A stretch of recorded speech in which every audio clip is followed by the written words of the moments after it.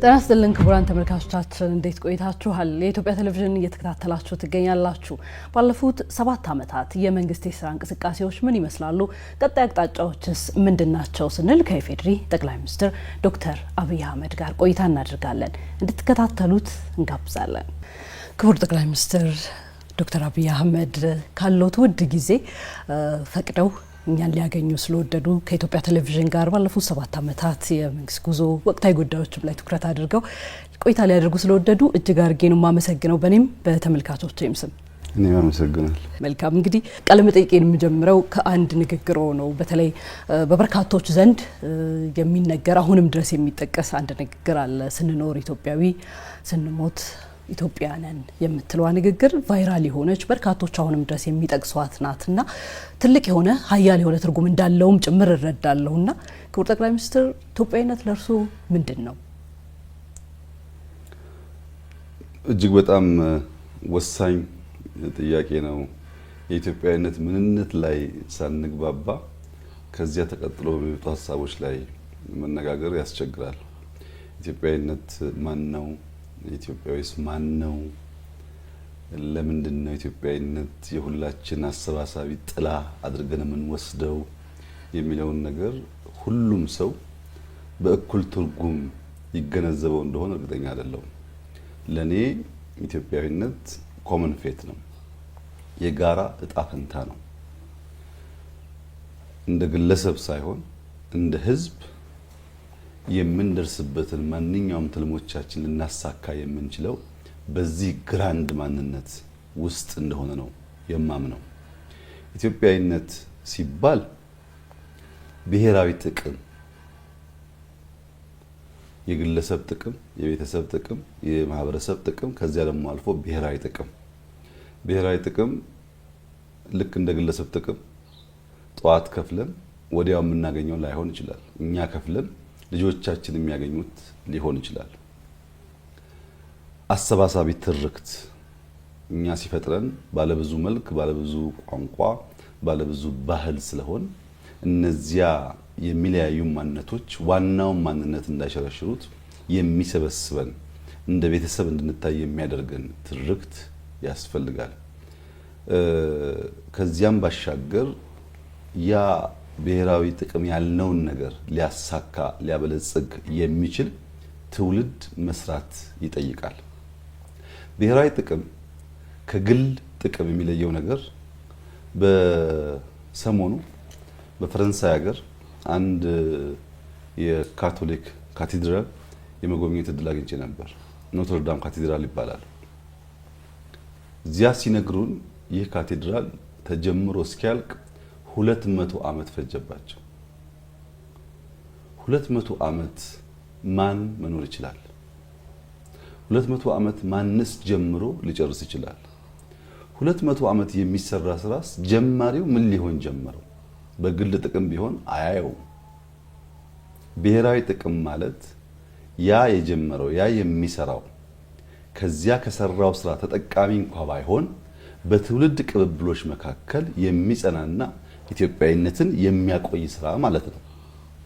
አንዲት ቤተክርስቲያን ጀምሮ ለመጨረስ 200 ዓመት የፈጀው የጋራ የሆነ ፈረንሳዊ ጥቅም እንጂ የግለሰቦች ወይ የኩባንያ ጥቅም ሊሆን አይችልም። ብሔራዊ ጥቅም ስንል ከኛ ከግል ፍላጎትና መሻት የተሻገረ ማለት ነው። በእርግጥ አንድ ከግምት ሊገባ የሚገባው በርከት ባሉ ሰዎችም እንደ ችግር የሚታየው ኢትዮጵያ ውስጥ የማንነት አረዳድ ነው። የሰው ልጅ በአንድ ማንነት ብቻ አይታወቅም። እኔ በስሜ እታወቃለሁ። አብይ ስባል መለያዬ ነው፣ ማንነቴ ነው። የአባቴ ልጅ መሆኔ የአባቴ ስም ማንነቴ ነው፣ የልጄ ስም ማንነቴ ነው። በዘር በሃይማኖት በተማርኩት ስራ በተለያየ ነገር ልታወቅ እችላለሁ። እኔ ማንነት የሚገለጸው በአንድ ጉዳይ ብቻ አድርጌ ወይም አንደኛውን አጉልቼ ሌላውን ሳኮስስ የኢትዮጵያዊነት ምንነትና የኢትዮጵያዊነት ትርጉም ትክክለኛውን ሚዛን ይስታል። ለምሳሌ እዚህ ቤት ውስጥ 100 ኢትዮጵያውያን ብንኖር 100 ምን ሞላው ኢትዮጵያዊ ስንሆን ነው። እዚህ ካላችሁ ሰዎች ወንዶች ተለዩ ከተባለ 60 ልንሆን እንችላለን። ከወንዶች መካከል የብልጽግና ፓርቲ አባላት ተለዩ ቢባል ደግሞ 20 ልንሆን እንችላለን። ከብልጽግና ፓርቲ አባላት መካከል የሲቪል ኢንጂነር ተማሪዎች ተለዩ ብንባል ደግሞ 3 ልንሆን እንችላለን። ሲቪል ኢንጂነር ማንነታችን ነው፣ ብልጽግና ማንነታችን ነው፣ ወንድም ማንነታችን ነው። የምንለይበት የምንገለጽበት ነገር ነው። ሁሉ ተሰካክቶ ግን ኢትዮጵያዊነት ስር ነው የሚወድቀው ማለት ነው። ኢትዮጵያዊ ሲሆን ሰብሰብ ተለቅ ይላል። ከኢትዮጵያዊ በታች ያሉ ማንነቶች ደግሞ አሉ፣ ነገር ግን እያነሱ ይሄዳሉና ወደ ትልቁ ማንነት ወደሚሰበስበን፣ ወደሚያጸናን፣ ወደሚያዘልቀን ማንነት መሰብሰብ ማለት ነው። ስንኖር ኢትዮጵያዊ ስንሞት ኢትዮጵያ የተባለው ሐሳብ እኔም የሚገዛኝ ሐሳብ ነው። ስኖር ኢትዮጵያዊ ሆኜ ለኢትዮጵያ ብሔራዊ ጥቅም ሰርቼ ለኢትዮጵያ ብሔራዊ ጥቅም ቆሜ ሳልፍም ኢትዮጵያ መሆን እመኛለሁ። ነገር ግን አንድ ወዳጄ ይሄን አባባል የሚወድና ነገር ግን የሚተች አግላይ ነው አለኝ። ስንኖር ኢትዮጵያዊ ስንሞት ኢትዮጵያ የሚለው አግላይ ነው። ስንኖር ዲያስፖራ ስንሞት ኢትዮጵያም ስላለን አለኝ። ምን ማለት ነው? ሰዎች በተለያየ ምክንያት ሀገራቸውን ጥለው በተለያየ ሀገር ይኖራሉ፣ ፓስፖርት ይቀይራሉ፣ ይወልዳሉ፣ ይኖራሉ።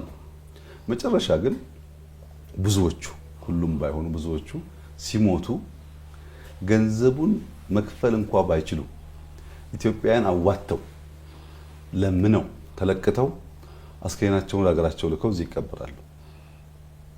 ያ ሰው ለምንድን ነው ኢትዮጵያ ሄደህ የምትቀበረው ተብሎ ከሞት በፊት ቢጠየቅ ብርድ እንዳይመታኝ እንዳይርበኝ ከጎረቤት ጋር ቡና ልጠጣ ሊል አይችልም። በሆነ ሎጂካል በሆነ መንገድ ሊያሳምነን አይችልም። ነገር ግን ሰው ሞቶ እንኳን የመጨረሻ ማረፊያው ሀገሩ እንድትሆን ይመኛል። ያ በዚያ ልክ የሚወዳት በዚያ ልክ የሚመኛትን ሀገር ማጽናት፣ መጠበቅ፣ ማስቀጠል ላይ ግን በዚያ ልክ አይተጋም። ለዚህ ነው ብሔራዊ ጥቅም የሚያስፈልገው። ስንሞት እንኳን ልናርፍበት የምንፈልገውን ምድር የማጽናትና የማቆየት ጉዳይ የየዕለት ንግግራችን የየዕለት ስራችን ውጤት ካልሆነ በእኛ እንዝላልነት ሊፈርስ ይችላል። ከፈረሰ ደግሞ ስንኖር ካናዳዊ ሆነን ስንሞት ኢትዮጵያ የምንሆንበት ዕድል ያንሳል ማለት ነው እና በጣም ጥልቅ ሀሳብ በውስጡ የያዘ ነው። ይህ በውስጡ የያዘው ሀሳብ ግን ለመጪው ትውልድ እንዴት አድርገን የጸና የለማ የማይለምን ሀገር እናቆያለን ከሚል ፍሬ ሀሳብ ጋር መሰናሰል አለበት። ምክንያቱም የጀመርነው ትውልድ ካልቀጠለ የምናስበውን ትውልድ ካልቀጠለ በስተቀር በአንድ ትውልድ፣ በአንድ ቤተሰብ፣ በአንድ ግሩፕ ሀገር ተሰርቶ አያልቅም። ሀገር የቅብብሎች ውጤት ነው። ያን ለማረጋገጥ የሚያስችል ስራ መስራት የሚቻለው ትውልድን እያሰብን ስንሰራ ነው። ነገን እያሰብን ስንሰራ ነው። ነገን የምናስብ ሰዎች ግን ዞር ብለን ትናንትናን መመልከት የማንችል ከሆነ ትናንትናችን የዘነጋን እንደሆነ ከትናንትናችን መማር የማንፈቅድ ከሆነ ነገ አይሰራም። ለዚህ ነው እኛ ትናንትን ከዛሬ ዛሬን ከነገ አስተሳስረን ሚዛን ጠብቀን ሀገርን ገነባለን ብለን የተነሳ ነው። እንግዲህ ሁሉም ሰው እንደሚገነዘበው ትናንትን ባለው ልክ ማክበር አጽንቶ ማቆየት የኛ ንግግር አይደለም፣ ተግባር ነው። በዚህ እድሜሽ ወይም ከዚያ ፊት ወላጆችን ብትጠይቂ የትኛው መንግስት የላሊበላን ውቅር አብያተ ክርስቲያን ሊጠግን ሲሞክር አልሰማሽም? በዚህ እድሜሽ ወይም በአባትሽ እድሜ የትኛው መንግስት የፋሲል ቤተ መንግስት ሊጠግን ሲሞክር አልሰማንም። በኔም በአባቴም እድሜ የአባ ጅፋር ቤተ መንግስትን ሰዎች ሊጠግን ሲሞክር አልሰማንም። እዚህ ያለንበትን የሚኒሊክ ቤተ መንግስት፣ የኃይለ ሥላሴን ቤተ መንግስት ሁሉ ቀርቶ የሉሲ መገኛ የሆነው የኢትዮጵያ ሙዚየም የሚባለው አንድ ለእናቱ ከተሰራ በኋላ ዞር ብሎ የሚያየው ባለመገኘቱ በውስጡ የያዘው ኮንቴንት በጣም ብርቅና ውድም ቢሆን ሰው ገብቶ ለመጎብኘት የሚያስችል ብቃት አልነበረም፣ አልተጠገነም፣ በተሰራበት ልክ አልተያዘም ወይም አላደገም። እነዚህን ትናንት አባቶቻችን የሰሯቸውን የጀመሯቸውን ነገሮች ለትውልድ እንዲሸጋገሩ ይሁነን ብለን አስበን የምንጠግንበት ምክንያት እንዲቆይ የምንፈልግበት ምክንያት ትናንትናችንን ማየት ካልቻል ነገ የሚባል ነገር የለም። ትናንትናን ብቻ በመጠገም ነገ አይሰራም። ለምሳሌ ዩኒቲን በመስራት ብሔራዊ መንግስትን በመስራት ብቻ ነገ ሊሰራ አይችልም። መሀል ላይ ችግር አለ። መንገድ የሚያገናኝ የለም፣ ሳይንስ ሙዚየም የለም፣ ፍሬንድሺፕ የለም። ለዛሬ ደግሞ ያ ክፍተት መሙላት አለበት ማለት ዛሬ ሊሟላ የሚገባው ክፍተት ሲሟላ ትናንት መቆየት ሲችል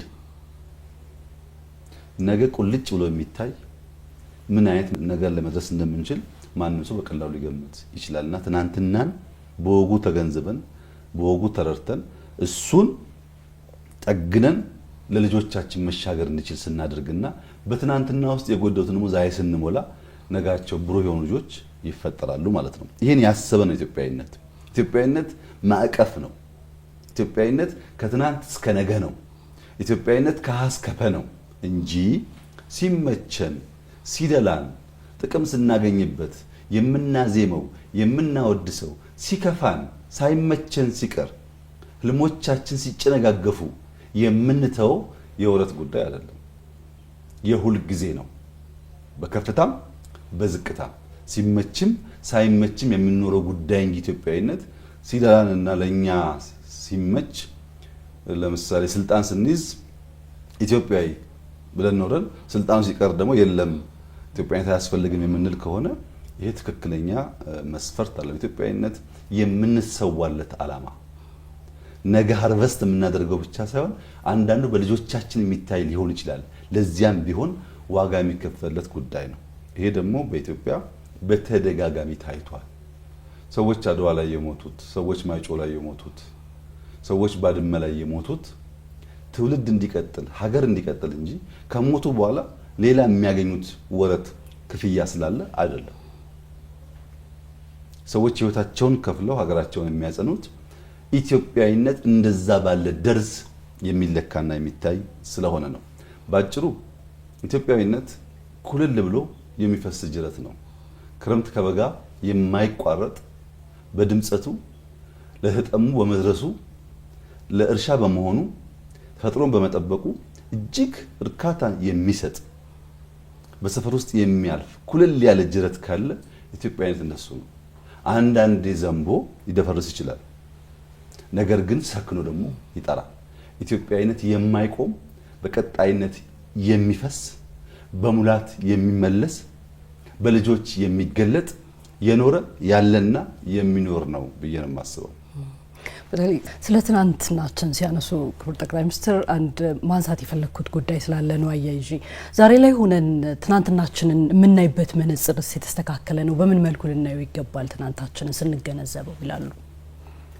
ሁልጊዜም ሰዎች ትናንትን ሲመለከቱ ዛሬ ባሉበት የእውቀት ልክ፣ ዛሬ ባሉበት ዓለማዊ ሁኔታ፣ ዛሬ ባሉበት የሀብት ልክ ካዩት ሚዛን ይሰጣሉ። ትናንትን ማየት ያለብን በዚያን ጊዜ በነበረ አውድ ነው። የከፋም የለማም ነገር እንደሆነ ትናንትን ማየት የሚያስፈልገው ለፍርድ አይደለም። ትናንትን ማየት የሚያስፈልገው ለመማር ነው። ትናንትና ውስጥ ልንማራቸው የሚገቡ በጣም በርካታ ጉዳዮች አሉ። እነሱን ካልተማርን ስህተት እንደግማለን። እነሱን ካልተማርን ጥፋት እንደግማለን።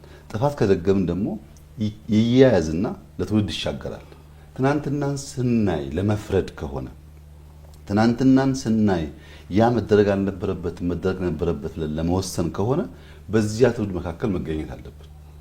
በትውልዶች መካከል የሐሳብ፣ የእውቀት፣ የሀብት ልዩነት አለ እና ትናንትን ማየት ያለብን አትሞስት ለመማር መሆን አለበት። ከነ ችግሩም ቢሆን ብዙ ትምህርት ስለሚገኝበት ከዚያ ውጭ ያለ እይታ የተንሸዋረረ ይሆንና የተሟላ ግንዛቤ እንዳንይዝ ያደርገናል። ትናንትን ወይም አብዝተን እንጠላለን ወይም አብዝተን እንወዳለን። አብዝተን ስንጠላ ልንማር የሚገባንን ነገር እንስታለን። አብዝተን ስንወድ ደግሞ ዛሬን መኖር ዛሬን መስራት ሲገባን ካለ ጊዜያችን ትናንትና ውስጥ እንኖራለን። ሁለቱም ትክክል አይሆኑም ማለት ነው። ወደ ኋላ ልመልሶ ወደ ለውጡ ማግስት እንሂድና በለውጡ ማግስት ከተለያዩ በተለይ ማስገራሚ ወይም የማይረሱ ከሚባሉ ውሳኔዎች ውስጥ አንዱ የፖለቲካ ኃይሎች ወደ ሀገር ውስጥ መግባታቸው እንደሆነ ይታወቃል። እርሶም የፖለቲካ ኃይሎች ሁሉም እንዲገቡና በፖለቲካ አውድ ውስጥ እንዲሳተፉ ጥሪ ማድረጉ እንደዚሁ የሚታወቅ ነው። ከዛ በኋላ ከተፈጠሩ አንዳንድ ጉዳዮች አንጻር ግን ዛሬ ላይ ሆነው ይህ እርምጃ ትክክል ነው የሚል ሀሳብ አለዎት? ይህ ጥያቄ በብዙ ሰዎች ይነሳል። ነገር ግን አንድን ኢንሲደንት አንድን ትሪገሪንግ ፖይንት ራሱን ብቻ ወስዶ በማየት የተሟላ ግንዛቤ መያዝ አይቻልም። ማንኛውም ትሪገሪንግ ፖይንት ፕሮክሲሚቲ አለው። በአቅራቢያው ለዚያ ግብአት የሚሆን ነገር አለው። ከዚያ ከፕሮክሲሚቲ ፖይንት ዝቅ ስንል ስትራክቸራል ጉዳይም አለው። ሙሉውን ካላየን በቀር ውሳኔዋን የሆነችዋን ኢቨንት ብቻ ከወሰድን የተሟላ ግንዛቤ አንይዝም። ፈላስፎች እውነት 3 ሌየር አላት ይላሉ። ልክ እንደ ሽንኩርት ናት ይላሉ። ሽንኩርት የመጀመሪያው ልጣጭ በሙቀት፣ በቅዝቃዜ፣ በአየር ጸባይ ምክንያት ከለሩም ድርቀቱም ውስጥ ካለው ሽንኩርት ጋር አንድ አይነት አይደለም። የመጀመሪያውን ስንልጥ፣ ሁለተኛውን ስንልጥ ከውስጥ የሚወጣው ሽንኩርት ሞር የለሰለሰ ከለሩም ከቀደመው የተሻለ ለመብላት ዝግጁ የሆነ ነው። ወላጆቻችን ሽንኩርት እንዳገኙ አጥቦ አይልጡም። የመጀመሪያውን ልጠው ጥለው ውስጥ ያለውን ነው የሚከትፉት። እንደዚያ እውነትን በሌየር ነጥለን ማየት ካልቻል ትክክለኛውን ትርጉም አናገኝም። ፈላስፎች እውነት 3 ሌየር አላት ካሉ በኋላ የመጀመሪያው ሌየር ኢምፔሪካል ነው ይላሉ። ኢምፔሪካል ማለት ኤክስፒሪየንስ የምናደርገው ነገር፣ የምናየው፣ የምንሰማው፣ የምንነካው ነገር። ከዚያ ሁለተኛው ሌየር ሁለተኛው ልጣጭ ግን አክቹዋል ነው ይላሉ። አክቹዋል ማለት ደግሞ ኤቨንቱ ነው ይላሉ። ሶስተኛው ብዙ ሰው የማያየው ሪል ነው ይላሉ። እሱም ሜካኒዝም ወይም ስትራክቸር ነው ይላሉ። ሜካኒዝሙን ስትራክቸሩን ያልተገነዘበ ሰው ስለ ጉዳዩ የተሟላ እውቀት አይኖረውም። በቀላል ምሳሌ ላስረዳ። ቲያትር ቤት እንሄዳለን። ቲያትር ቤት ተቀምጠን የሚተውኑ ወንድና ሴቶች ሲጫወቱ አንዳንዴ እንስቃለን፣ አንዳንዴ እናጨበጭባለን፣ ምናልባት አንዳንዴ እናለቅሳለን፣ እንቆማለን፣ እንጮሃለን። ብዙ ስሜቶች ይገላበጣሉ። እዚያ ያለው ኦዲየንስ ሪአክት የሚያደርገው ስቴጁ ላይ የሚያየውን ነገር ብቻ ነው። እሱ ኢምፔሪካል ነው። እሱ ኤክስፒሪየንስ የምናደርገው ነገር ነው። ነገር ግን ከዛ ስቴጅ በስተጀርባ መብራት ላይ የሚሰሩ፣ ሜካፕ ላይ የሚሰሩ፣ ድምጸት ላይ ወጣ ወረድ ብሎ የሚሰሩ ከፍተኛ ሰፖርት የሚያደርግ ቲም አለ። በእያንዳንዷ የቲያትር ሾው ከመጋረጃው ጀርባ ሆኖ ለእያንዳንዱ ተዋናያን ይሄንን ድጋፍ የሚያደርጉ ሰዎች አሉ። እነሱ ናቸው አክቹዋል የሚባሉት። የነሱ ስራ ከፍና ዝቅ ቢል፣ የነሱ ስራ በወጉ ባይከወን ያ የምንስቀው ወይ የምንጮኸው የምናጨበጭበው ነገር ሊበላሽ ይችላል። ኢፌክቱ ከነሱ ስራ ጋር የተያያዘ ነው። ሰው ግን ከመጋረጃ ጀርባ ያለውን ማንም ሰው አስተውሎ አያስብም። ከነሱ ጀርባ ደግሞ ሌላ ቁልፍ ስትራክቸራል ጉዳይ አለ። ስክሪፕት ራይተሩና ዳይሬክተሩ። ስክሪፕት ራይተሩና ዳይሬክተሩ የነገሩ መሰረት ናቸው። አንድ ሰው ስክሪፕት ሲጽፍ ዝም ብሎ አይጽፍም። የቀሰቀሰው ነገር አለ፣ ወይ ያየው ነገር አለ፣ ወይ የሰማው ነገር አለ፣ ወይ ከተፈጥሮ የተማረው ነገር አለ። ያን ሲጽፍ እሱ በጻፈውና ባየው ልክ የሚረዳ ዳይሬክተር ይፈልጋል። አስተውለሽ ከሆነ ዳይሬክተሮች ቲያትር ሲያለማምዱ አለባበስህ እንደዚሁን፣ ቁመናህ እንደዚሁን፣ ድምጸትን ከፍ አድርግ ዝቅ አድርግ ይላሉ። ከየት አመጡት ሰዎቹ? ያን ቲያትር አላዩትም። በጭንቅላታቸው ውስጥ ሙሉ ቲያትሩን ስክሪፕቱን አስቀምጠው ቲያትሩን ስለው ለሰዎች ለመግለጥ የሚያደርጉት ጥረት ነው። እነዚያን ስክሪፕት ጸሐፊና ዳይሬክተር ስትራክቸራል ሌቭል ካየን፣ ከመጋረጃ ጀርባ ያሉትን ሰዎች ደግሞ በአክቹዋል ሌቭል ካየን ኤክስፒሪየንስ የምናደርገው ውጤት አሳዛኝም አስከፊም የሚያዝናናም ቢሆን ሙሉ እይታ አለን ማለት ነው። ለምሳሌ አንድ ቲያትር እናይና ማን ጻፈው? ሎሬት ጸጋዬ ነው እንዴ? ማን ዳይሬክት አደረገው? እነማን ተጫወቱት? እንልና በሙሉ ግንዛቤ ይኖርናል ማለት ነው። የእኛንም ጉዳይ ብዙ ጊዜ ያለው ችግር ሙሉ ግንዛቤ ማጣት ነው። ሙሉ ግንዛቤ ማጣት የተሳሳተ ፍርድ ለመፍረድ ይዳዳል፣ ይዳርጋል። በመጀመሪያ እስረኞች ሳንፈታ እንታገላለን የሚሉ ሰዎች ሳንመልስ ለውጡ ሲመጣ ምን አይነት ኢትዮጵያ ምን አይነት መንግስት ነበር እኛ የተቀበልነው? እኛ እኔም አንቺም እሱም እሷም ሁሉም ሰው ማለት ነው የጋራ ዕዳ ስለሆነ የተቀበልናት ኢትዮጵያ 59% ጂዲፒዋ ዕዳ የሆነ ዕዳ መሆኑ አይደለም ስትበደር ኖራ አሁን ጊዜው ደርሷልና ካልከፈልሽ ልትበደሪ ማትቺ ካልከፈልሽ ምንም አይነት ኢንቨስትመንት አናደርግም የሚባልበት ጊዜ ማለት ነው። አንዳንዴ ዕዳም እያለ የመበደር ሩም ካለ ችግር የለውም እየተበደረም ስራ ሊሰራ ይችላል። በፍጹም አናበድርም ቀይ ናችሁ እስከዛ የተጠናችሁ ልትከፍሉ አልቻላችሁም የተባለች ሀገር ናት። ደሞዝ ለመክፈል እኔ ቢሮ ገብቼ በጥቂት ቀናት ውስጥ የመጀመሪያው ጥያቄ ደሞዝ መክፈል አንችልም የሚል ነበር የመጀመሪያው ጥያቄ። እና ዕዳ የነበረባት ኢትዮጵያ የነበረባት ሳይሆን በዕዳ የተዘፈቀች ኢትዮጵያ መሆኗን በደንብ ማስተዋል ያስፈልጋል። ስትራክቸራል ሌቭል። ሁለተኛው ፕሮጀክቶቻችን በጣም በርካታ ፕሮጀክቶች ተጀምረው ቆመዋል። በየቦታው ድንጋይ ተዘርቷል። በየቦታው ሰው ድንጋይ ልቀሙልኝ ይላል። ሌላውን ተውና ህዳሴን ብቻ ነው። ህዳሴ ኮንትራት የተሰጠው ኩባንያ በቃ ለውጥ መጥቷልና ከዛሬ ጀምሮ ስራህን ቀጥል እናግዛለን በሚል አማርኛ የሚጀመር ስራ አልነበረም። ስራውን ለመጀመር ብቻ ከኮንትራቱ ውጪ 1 ቢሊዮን ዩሮ ጠይቆናል። የነበረው ኮንትራት አይደለም አዘገያችሁኝ እንዳልሰራ በጊዜ አልከፈላችሁኝም ኪሳራ ደረሳችሁብኝ ያን ካልከፈላችሁኝ በቀር ስራ አልጀምርም የሚል ኩባንያ የነበረው በነበረው ኮንትራት ሳይሆን በደረሰበት ኪሳራ ኮምፐንሴት የሚደረገው ማለት ነው። እዚህ ጋር ዕዳ ነው። እዚህ ጋር ደግሞ ፕሮጀክቶች ቁጭ ብለዋል። በመንገዱም በሁሉም መንገድ ጥያቄዎች አሉ።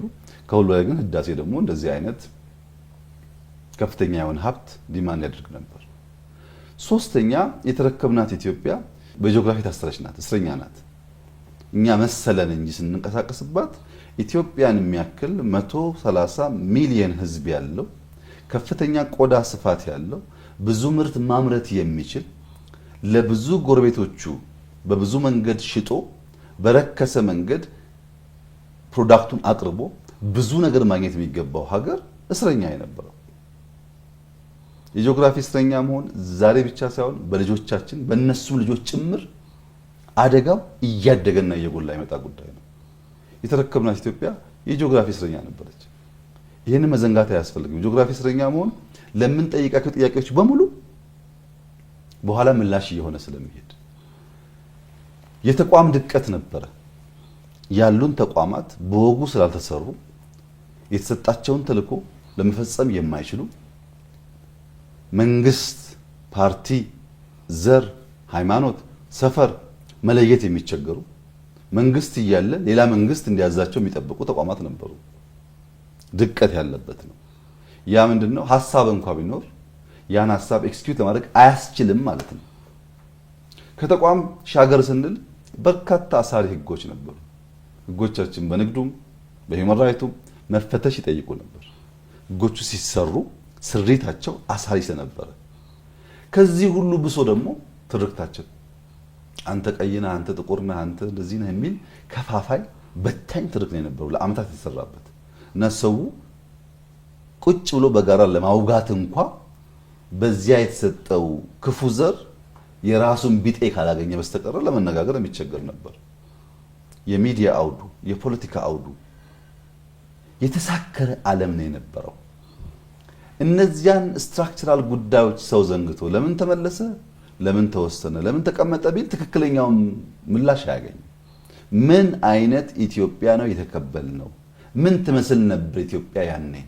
ታስታውሳላችሁ? እንፈርሳለን አንፈርስም ነኮ ጥያቄ ነበረው። አሁን ተቀይሮ ሌላ ጥያቄ መጣ እንጂ ያኔ የነበረው ኢሹ እሱ አልነበረም። በእንደዚህ አይነት ሁኔታ ውስጥ ያለን ሀገር የሚመራ መንግስት ጠንከር ያለ ፈታኝ ውሳኔዎች ይወስናል። ያለው አውድ በራሱ መጨከን መወሰን ይጠይቃል። ውሳኔዎች ግን ሙሉ በሙሉ በፈለግነው መንገድ ግብረ መልስ ያላቸው 100% ፖዚቲቭ ሪአክት የሚያደርጉ ማለት አይደለም። ውሳኔዎች ሁሉ ጊዜም ቢሆን የራሳቸው ዳውን ሳይድ አላቸው፣ የራሳቸው ደካማ ጎን አላቸው። ማንኛውም ውሳኔ ጠቀሜታ አለው፣ ጉዳት አለው። ወሳኙ ሰው ማድረግ ያለበት ጥቅሙን ማጉላት፣ ጉዳቱን መቀነስ ነው። አሊያ ደግሞ ጉዳት ፈርቶ አለመወሰን ነው። ጉዳት ፈርቶ ካልወሰነ በነበረበት አውድ ውስጥ ይኖራል ማለት ነው። ደፍሮ ከወሰነ ጥቅም አለ፣ ያጎለዋል። ጉዳት አለ፣ ጉዳቱን እንዲቀንስ ይገራዋል፣ ይመራዋል። ይሄ ማንኛውም ኃላፊነት ያለበት ሰው እንዲያደርግ የሚጠበቀው ጉዳይ ነው። ከዚህ ተነስተን ነው እንግዲህ በነበረው አውድ ሚዲያው፣ የፖለቲካ አውዱ፣ ተቋማት ችግር ስለነበረባቸው ፓርቲዎች፣ ተቃዋሚ ኃይሎች እንዲገቡ ብንፈቅድ፣ እስረኞች እንዲፈቱ ብንወስን፣ ያለውን ፖለቲካል ላንድስኬፕ ብንቀይር ያለው የተፈታው እስረኛ ሁሉ ለሀገር ጠቃሚ ነው፣ የተፈታው እስረኛ ሁሉ ወንጀል ሳይሰራ ጥፋት ሳያጠፋ ነው የታሰረው ብለን አይደለም። እንደዛ ምን አይደለም። ግን የለም ሳንፈታ እንለይ ብንል ምን ይፈልጋል? ተቋም ይፈልጋል። ተቋም ስብራት አለ ብዬሻለሁ። ተቋም በሌለበት 1000፣ 10000፣ 20000 እስረኛ በትክክሉ እየመዘነ አንተ ወንጀለኛ ነህ አንተ አይደለህም ለማለት ሌላ 10፣ 15 ዓመት ሊያቆየን ይችላል። ሪአክት የሚያደርግ ሪስፖንድ የሚያደርግ ተቋም ስላልነበር የተቋም ስብራት እዚህ ጋር ይመጣል ማለት ነው። ከተቃዋሚዎች መካከል አቶ እገሌ ቢገቡ አይከፋም፣ አቶ እገሌ ግን ችግር አለባቸው ለማለትም ያን ልየታ ማስኬድ የሚያስችል ተቋም ኢትዮጵያ አልነበራትም። ጊዜም አልነበራትም፣ አቅምም አልነበራትም። በዚያ ምክንያት መልካሙን ከክፉ ደምሮ ጥቅምም ጉዳትም ያለው ነገር ቢሆንም በጊዜ ሂደት እየጠራ እንዲሄድ መወሰን አለበት። ለምንድን ነው እንደዚህ አይነት ውሳኔ መወሰን የሚያስፈልገው? ዲሞክራሲን ኢምብሬስ እና ዲሞክራሲን እንለማመድ ስንል ዲሞክራሲ በተፈጥሮ ሜሲ ነው። ምቹ ጎዳና እኮ አይደለም ዲሞክራሲ። አንድ ነገር ለመስራት ግራቀኝ ማየት፣ ግራቀኝ ማማከር፣ መወያየት የሚፈልግ ስርዓት ነው። እንደኛ ላሉ ሀገራት ተመራጭ ቢሆንም ግን ንጹህ የሆነ ሲምለስ ሃይዌይ አይደለም።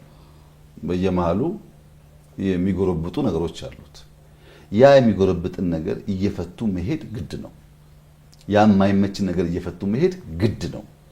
ያ በመሆኑ ምክንያት ይሄ ውሳኔ ያመጣው ጥቅም ባለው ልክ በለውጡ አጠቃላይ ሂደት ውስጥ የፈጠረው ደግሞ ውስብስብ ችግሮች አሉ።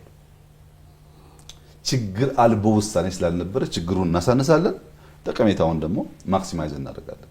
እኛ ስንመጣ አንዱ ቃል የገባነው ምንድነው? ቃል የገባነው ነገር ኢትዮጵያ ውስጥ ዲሞክራሲን ለማምጣት እንሰራለን ነው። ዲሞክራሲን ለማምጣት እንሰራለን ብለን ወንጀል ሰርተው በግፍ የታሰሩ ሰዎች፣ በትክክለኛው መንገድ ለኢትዮጵያ ዲሞክራሲ የሚታገሉ ሌላ ኢንትረስት ያላቸውን ሰዎች ከሀገር ተሰደው ባሉበት ሁኔታ የመለየት አቅም ሳይኖረን ሁለቱንም ብንከለክል ያ የምናስበውን ዲሞክራሲ ልናመጣ አንችልም። ልክ አስፋልት ሰርቶ አስፋልቱ ስለሚያምር መኪና አይሄድበትም ብሎ እንደመከልከል ነው። አስፋልት ከሰራን በኋላ ጥንካሬው ምን ያክል እንደሚዘልቅ ማወቅ የምንችለው መኪኖች ከሄዱበት ነው። በመንገድ ስራ ኮንትራክት ውስጥ አንድ ኮንትራክተር አስፋልቱን የጨረሰ ቀን አያስረክበንም። በኮንትራክት ህጉ ተጨማሪ 1 ዓመት 2 ዓመት ይሰጣል። ለምንድን ነው? ያ የተሰራው ስናየው ያማረ ግን ስንሄድበት 10 ሜትር ጠንካራ፣ 1 ሜትር ጎርጓዳ፣ 1 ኪሎ ሜትር ጠንካራ፣ ሌላ ደግሞ 100 ሜትር የተበላሸ ሊሆን ይችላል። ያንን ቴስት ማለፍ የሚችለው መኪኖች ሲመላለሱበት ነው። መኪኖች ከሄዱበት ከታየ በኋላ የተበላሸ ፓርት ተጠግኖ ሲሟላ ነው ኮንትራት ሰጪው የሚረከበው።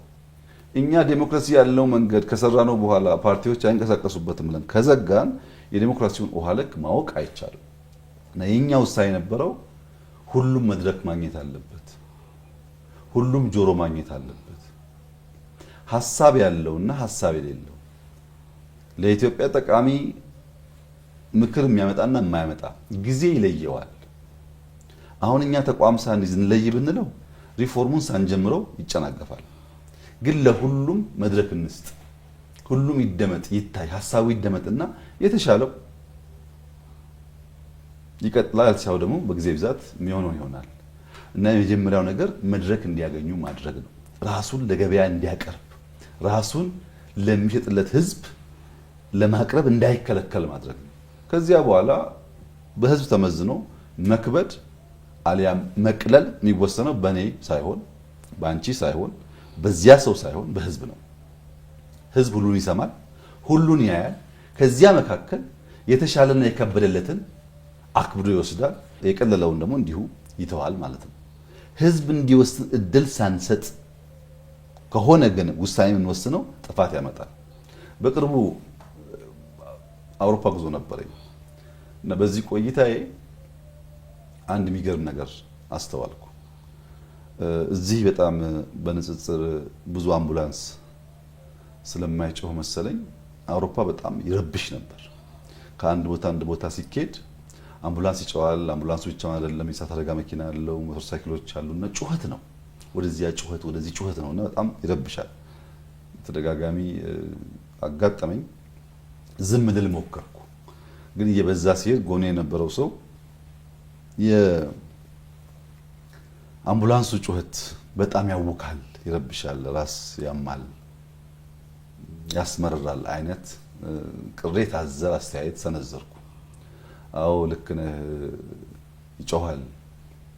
ግን ለመውለድ የምታጣጥር እናት ህይወት ይታደጋል። በመኪና አደጋ ወድቀው ህይወታቸው ሊያልፍ ያሉ ሰዎች አምቡላንሱ ደርሶ ህይወታቸውን ይታደጋል። ወላጅ ልጆቻቸው አጠገባቸው ሳይኖሩ በስትሮክ ምክንያት ወድቀው በካንሰር ምክንያት ታመው በከፍተኛ ሪስክ ውስጥ ሲሆኑ ደርሶ ይታደጋቸዋል አለ። ለሱ የአምቡላንሱ ጩኸት ሳይሆን አምቡላንሱ የሚሰራው ቁም ነገር ነው የሚታየው። እኔ ደግሞ እንደ መጤ እንደ አዲስ ሰው ለዚያ ጊዜ ነበረኝ ኮንፈርት ጩኸቱ አልተመቸኝም። እኔ ያየሁት ጩኸቱን ነው፣ እሱ የሚያየው ደግሞ ማዳኑን ነው። ልክ እንደዚሁ ወደ ሀገር ውስጥ ያስገባናቸው ሰዎች ኪሳራ ብቻ ናቸው ብሎ የሚያስብ ሰው ልክ እንደዚሁ ነው። ብዙ አትርፈንበታል። ብዙ የከበዱ ሀገራቸውን እያገለገሉ ያሉ ሰዎች አሉ። በመንግስት ካቢኔ ውስጥ በክልል አመራር ውስጥ ያሉ አሉ። ዩኒቨርሲቲ የሚያስተምሩ አሉ። ገብተው የሚነግዱ አሉ። ለረጅም ጊዜ ቤተሰብ ጋር ተለያይተው ቤተሰብ ጋር የተገናኙ አሉ። አባትና ልጅ መገናኘት ተስኗቸው አብረው የሚኖሩ አሉ። ወይም አብረው ኖረው ወጥቶ መግባት ያልተከለከሉ አሉ። እና በዚያ ውሳኔ ብዙ ያተረፉ ብዙ የተጠቀሙ ሰዎች አሉ። በእርግጥ ጉዳትም አለ። ኢትዮጵያም እንደዛው ናት። በሩቅ የምናውቃቸው ቢያገለግሉ ብለን የምንመኛቸው እያገለገሉ እየጠቀሙ ያሉ ሰዎች አሉ። ያን ደግሞ ስተው ያጡ ሰዎች አሉ። ውሳኔውን ማየት ያለብን ሙሉ በሙሉ አክሳሪ ሙሉ በሙሉ ጥፋት ሳይሆን እንደ ማንኛውም ውሳኔ የራሱ ጠንካራና ደካማ ጎን አለው። ደካማ ጎኑን እያረቅን እያረምን እያስተካከልን ጠንካራ ጎኑን ደግሞ ማክሲመም እየተጠቀምን ለመሄድ ነው ጥረት የተደረገ ያለው። በዛ አውድ መታየት ያለበት እና ፋውንዴሽኑን ካልተረዳን ውሳኔዋን ብቻ ከወሰድን እንስታለን። ያኔ ምናለ እዛው በቀሩ ኖሮ ብሎ የሚያስብ ሰው ነው የሚሆነው ይገባኛል። ግን በየትኛው ኢትዮጵያ የምትወስነው ይሄንን ለነገሩሳ አይግቡ ብለን ብንወስን ያለ መከላከል የሚያስችል ተቋምስ ነበረን ወይ የሚለውን ጥያቄ ያስነሳል። እና በደንብ ከመሰረቱ መገንዘብ አስፈላጊ ይመስለኛል ይህ ጉዳይ። በድምሩ ግን አትርፈንበታል። የከበዱ አሉ፣ የተጎዳንባቸው ኤሪያም አሉ፣ የከሰርንባቸው ኤሪያዎች አሉ። እነሱን እየተማር እየቀነስን ጥቅሙን እያጎላን እንቀጥላለን። ምናልባት የሚገናኝ ይመስለኛል ክቡር ጠቅላይ ሚኒስትር እነዚህ የፖለቲካ ኃይሎች ከዛ በኋላ በድንበሩ ጊዜያቶች የአቋም መዋዠቅ የታዩባቸው የነበሩ አሉ። ቀደም ሲል ተቋማት ግንባታዎቹ ሲሄዱ በየጊዜው ፊልተር እያደረጓቸው ይሄዳሉ የሚሉ ሀሳቦችን ሲያነሱ ነበር እና የአቋም መዋዠቆች የታዩባቸው የፖለቲካ ኃይሎች አንዴ ደጋፊ አንዴ ተቃዋሚ የሚሆኑ የፖለቲካ ኃይሎች አሉና እንደው ከመነሻው ነው ምንድነው ምክንያቱ ለዚህ ሊባል ይችላል? አንዳንዴ መደገፍ አንዳንዴ መቃወም የሚለው ጉዳይ ጤነኛ እስከሆነ ድረስ የፖለቲካ ባህል መገለጫ ነው። ሁልጊዜ ድጋፍ ወይም ሁልጊዜ ተቃውሞ መጠበቅ የለበትም ፖለቲካ ውስጥ። ነገር ግን ፖለቲካን ማየት ያለብን በባህር ላይ እንደመሻገር ነው። በባህር ላይ ስንጓዝ አንዳንድ ጊዜ ባህሩ ጸጥ ያለ ሊሆን ይችላል። አንዳንድ ጊዜ ግን ውጽውጽታ ያለው ማዕበል ያለው የሚረብሽ በድምጸቱ በእንቅስቃሴው የሚያውክ ህይወታችን እስኪወስድ ድረስ የሚያስደነግጥ ሊሆን ይችላል። ማዕበሉን ጸጥ ባለበት ሰዓት ያየው ሰው ወጀብ ሊነሳ እንደሚችል አስቦ በወጀብ ጊዜ ምን አይነት ቴክኒክ መጠቀም እንዳለበት ካላወቀ በድንጋጤ ነገሩ እዛው ሊያበቃ ይችላል። ወጀቦች፣ ማዕበሎች ግን ሁሌ ገዳይ ሁሌ አጥፊ ብቻ አይደሉም። አንዳንድ ጊዜ ወደምንሄድበት አቅጣጫ ከኋላ የሚገፋ ነፋስ ሆኖ ካሰብነው ጊዜ አፍጥኖ ያደርሰናል። ይሄ በአውሮፕላንም ይታያል። ዊንድ ከኋላ ነው ይላሉ አንዳንዴ ከጊዜው ፈጥነው ሲደርሱ፣ አንዳንዴ ደግሞ ከፊት ሆኖ በጣም አስቸጋሪ ሊሆን ይችላል። ያ የመጣው ማዕበል ምን አይነት ነው የሚለውን ማስተዋል ያስፈልጋል። ይህ ለውጥ በዓለም ላይ ከፍተኛ ውዳሴ፣ ከፍተኛ ምስጋና፣ ከፍተኛ ድጋፍ ካስተናገዱ በጣም ጥቂት ለውጦች በአፍሪካ ውስጥ አንዱ ነው።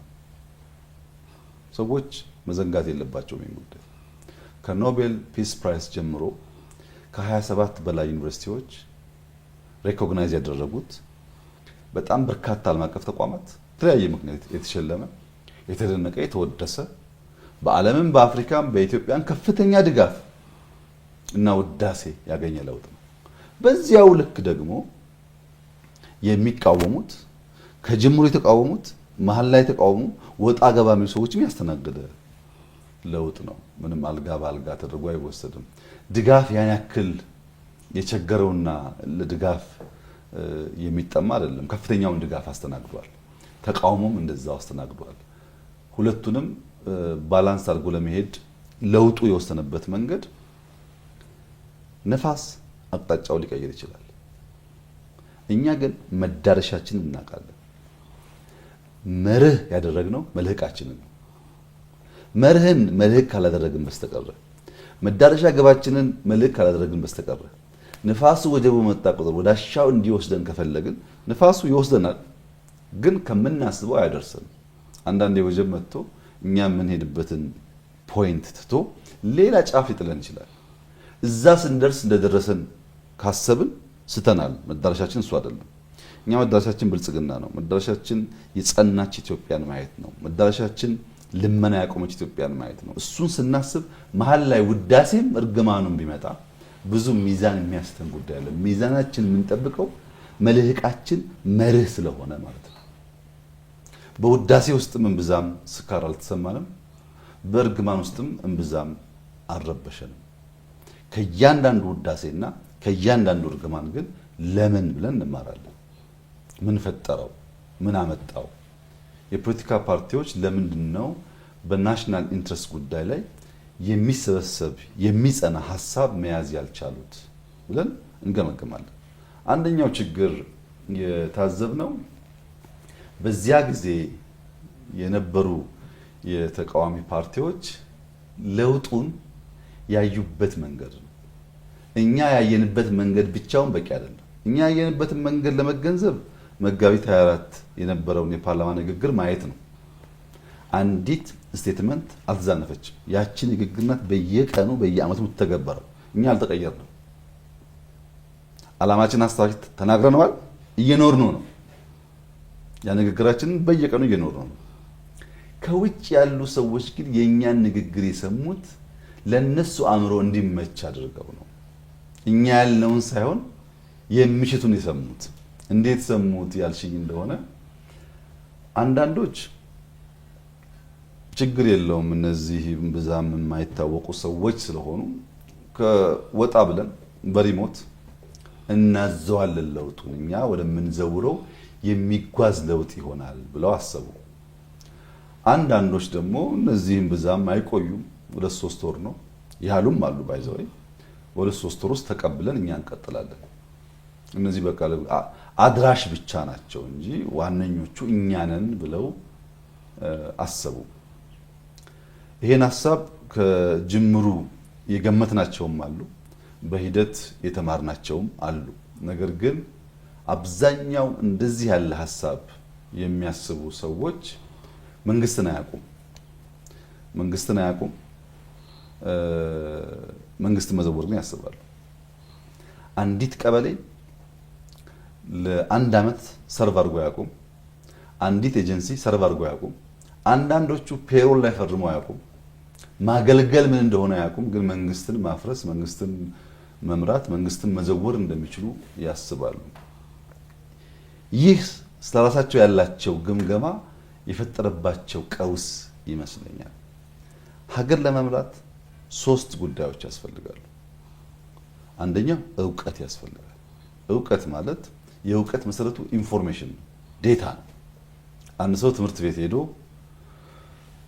የሚሰማቸው ማንኛውም ወሬዎች፣ ኢንፎርሜሽኖች ሲደረጁ፣ በቻፕተር ሲደረጁ፣ በሴሜስተር ሲደረጁ፣ በአመት ሲደረጁ፣ በሰርቲፊኬት ሲረጋገጡ እውቀት ይባላሉ። ግን ወሬ ናቸው፣ ኢንፎርሜሽን ነው። አንድ ሐኪም ስለ ሕክምና ኢንፎርሜሽን ሰምቶ ከጨረሰ በኋላ ሄድና ሐክም ቢባል ማከም አይችልም።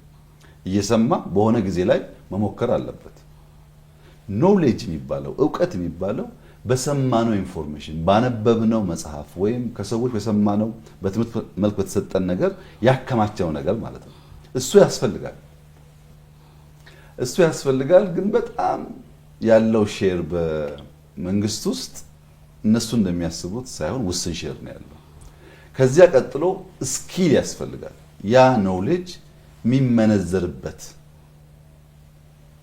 የሚተረጎምበት መስራት የሚያስችል ስኪል ያስፈልጋል። ሶስተኛው ደግሞ ስኪል ለማምጣት አንዳንዴ እጅ ይቃጠላል፣ አንዳንዴ ይወደቃል፣ አንዳንዴ ጩኸት አለ፣ አንዳንዴ ድጋፍ አለ። በዚያ ውስጥ ደግሞ ዊዝደም እየተገነባ ይሄዳል በጊዜ ውስጥ ማለት ነው። ሰው እውቀት ኖሮት ስኪል ከሌለው ልምምዱ ከሌለው በስኪል ውስጥ ደግሞ ዊዝደም እየገነባ ካልሄደ ብቻው እንኳን ባይሆን እንደ ቲም ይህንን ብቃት መገንባት ካልቻሉ መንግስት ያስቸግራል። እና ብዙዎቹ በክላስሩም ዋና እንዴት እንደሚዋኝ ተምረዋል። ስለ ዋና አልሰሙም አይደልሽም። ዋና ስትዋኝ መጀመሪያ ቀኝ እጅህን ወደፊት ትዘረጋለህ፣ ቀጥሎ ግራ ይከተላል፣ ሁለቱ እግሮች ይንቀሳቀሳሉ፣ ንፋስ አየር ምስብበት መንገድ ይሄ መሆን አለበት የሚለው ቲዮሪ ሰምተዋል። ግን ዋና ዋኝተው አያውቁም። አንድ ሰው ስለ ዋና አስተምረን ስናበቃ ሂድና ዋኝ ብለን ገንዳ ውስጥ ብንጥለው ካልደረስነት በቀር ሟች ነው። ስለ ዋና ሰማ ማለት ዋና ቻለ ማለት አይደለም። ወይም ስለ ሳይክል ለመንዳት ግራና ቀኝ እግርህን እያፈራረክ ትነዳለህ፣ ባላንስህን ጠብቅ ብለን ብንነግረው ሰውየውን ከዚያ በኋላ ገብቶኛል ብሎ ሳይክሉን ብሰጠው ይፈጠፈጣል እንጂ አይነዳውም። አብዛኛዎቹ እንደዚህ ናቸው። ስለ መንግስት ወሬ የሰሙ፣ ስለ መንግስት ያነበቡ፣ ስለ መንግስት በርቀት ያዩ፣ ግን ቀበሌ ማለት ምን እንደሆነ በወጉ የማያውቁ፣ ኤጀንሲ ማለት ምን እንደሆነ በወጉ የማያውቁ ያልኖሩት ማለት ነው። እኛ እኮ ሰምተናል ስለዚህ ጉዳይ። አዎ ሰምተሃል። መስማት ግን መኖር አይደለም። ስትኖር ብዙ ከፍታና ዝቅታ በውስጡ አሉ። ይሄንን ካለመገንዘብ ብዙዎቹ ሳቱ። እኛ ለሁሉም እጃችን ዘርግተን ጠበቅናቸው። ለአውሮፓ ላለውም አሜሪካ ላለውም በቅርብ ላለውም ለሁሉም እጃችን ዘርግተን የተቀበልነው። አንዳንዶች ከእጃችን ላይ የግል ምንዳ ጠበቁ። ያ የጠበቁትን ምንዳ ከእጃችን ሲያጡ አኮረፉ። ኑ ሲባሉ፣ ግቡ ሲባሉ፣ አብረን እንስራ ሲባሉ ኑ የተባልነው 4 ኪሎ ነው ብሎ ያሰቡ ሰዎች ሳቱ፣ አኮረፉ። ሀገር ነው የምንፈልገው፣ ሀሳብ አለን፣ መስራት እንችላለን፣ እንፈልጋለን ደግሞ ያሉ ጸንተው ቀሩ። እኛ ኑ ያልነው ተመለሱ ያልነው አብረን እንስራ ያልነው ሐሳባችሁን ለመሸጥ አውድ ይገባችኋል፣ መዛኛው ህዝብ ካከበዳችሁ የምትፈልጉትን መሆን ትችላላችሁ ነው ያልነው እንጂ የጠራነው ሁሉ 4 ኪሎ ይገባል አላልንም። እንደዚያ ያሰቡ ሰዎች ሳቱ። በሐሴት በደስታ የተቀላቀሉ ነገር ግን ቂም አርግዘው የገቡም በውስጡ ነበሩ። በደስታ የመጣው እያለቀሰ የመጣውም ቂም አርግዞ የመጣውም ተቀላቅሎ ስለመጣ ያንም የለየት አቅም ስላልነበረ በሂደት ያ እሱ ያስቀመጠው መስፈርት ይሆነኛል ይገባኛል ያስቀመጠው ነገር ከፍና ዝቅ ሲል ድጋፉም መዋዠቁም በኢትዮጵያ ፖለቲካ መቼም እንዴት እንደዋዠቀ ሁላችን እንታዘባለን። ዛሬ ነሳና ነው የዛኛው ግሩፕ ደጋፊ ይሆናለሁ፣ ካለምንም ችግር ደግሞ ተነስቼ የዛኛው ግሩፕ ደጋፊ ይሆናለሁ። ሲጀመር መርህ ፕሪንሲፕል አልነበረም ማለት ነው። የግል ፍላጎት እንጂ ብሔራዊ ጥቅም አልነበረም። የግል ፍላጎት እንጂ ሐሳብ ኖሮ ሐሳብ ሽጦ ተወዳድሮ ላሸንፍ ይችላል የሚል እምነትም አልነበረም። እኔ ወሬ ስሰማ ስለከረም ዕውቀት አለኝ ብዬ ስለማስብ ቀጥታ ሄጄ መንግስት መሆን ወይ መዘወር ይችላል ብለው ብዙዎቹ አስበዋል። እንግዲህ እኔ ያለኝ ምክር መንግስት ኢትዮጵያ ውስጥ ማንም ሰው የተመኘ ሰው ከውስጥ ምኞት ያለው ሰው መሆን ይችላል። እንደ ከዚህ ቀደሙ ለምን ትመኛለህ የሚባልበት ዘመን አይደለም። ሰው ጠቅላይ ሚኒስትር መሆን፣ ጀነራል መሆን፣ ሚኒስተር መሆን መመኘትም ይችላል። ከበረታና ከተጋ መሆንም ይችላል። የሚከለክል ህግም የሚከለክል አውድም አይደለም ያለው።